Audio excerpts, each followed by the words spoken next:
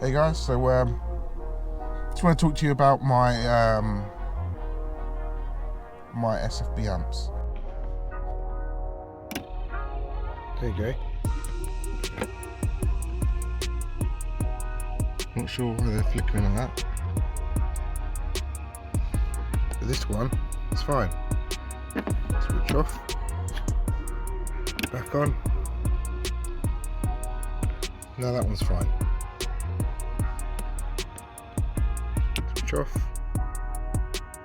back on, both fine.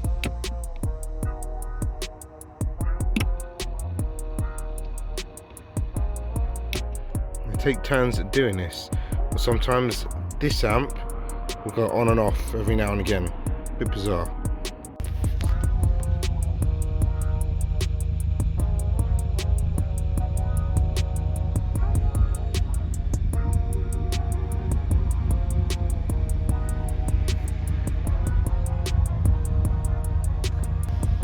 Went on and off again, and it's back to normal.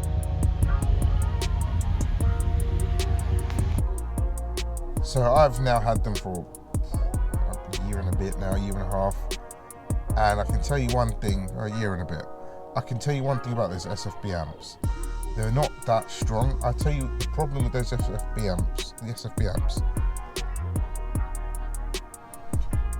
If you're pushing 8K in that amp and something goes wrong, your amp is kaput. I mean, that is just simple. You can tell the way they've been built, it can do 8K, but that's 100%. Like, you can't squeeze anymore. You can't drop the resistance and try and squeeze this out or do that. And 1 ohm, 8K, that is literally all they're good for.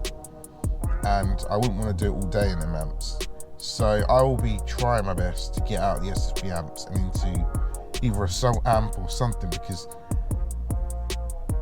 problems happen, and there may be cheap amps, but if a problem happens and that amp's gonna let go at the first sign of any trouble, it gets expensive.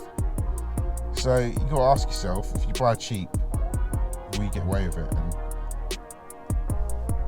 if I had to run an SFB amp, especially the mics involved, but if I had to run one, it wouldn't be any more than a 3K amp or 1500K amp, one of them two. I wouldn't go any more than that, and I wouldn't run it at 3K. I'd probably run it at 2K or the 1K at 700 watts, just because I know what those amps are like. I've had two, and they both managed to short out when my sub went because of how the remote was set up and how my RCAs were set up. It killed both amps.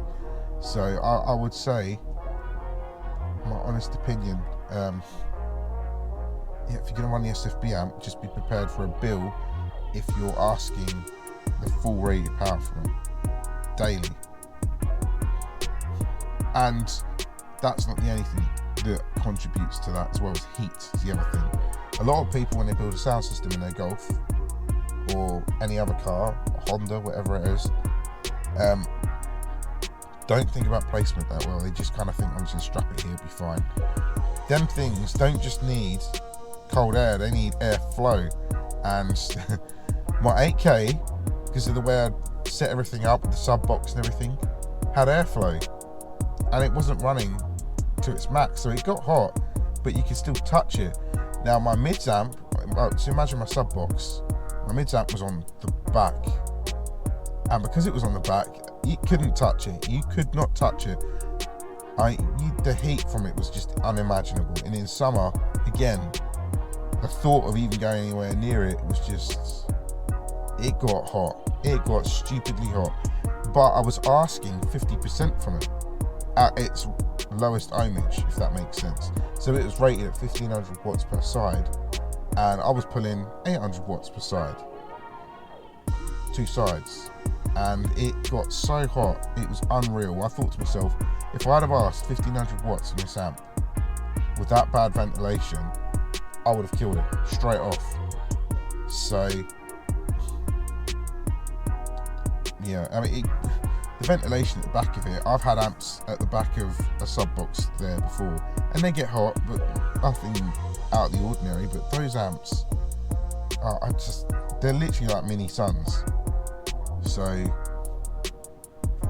I don't hate them, they've got their purpose, and if you think about what you're building properly and you don't isolate or conceal your amp, they're fine. That's the thing with the SFBs. So, as I said, when I get the chance to change those amps, I will be.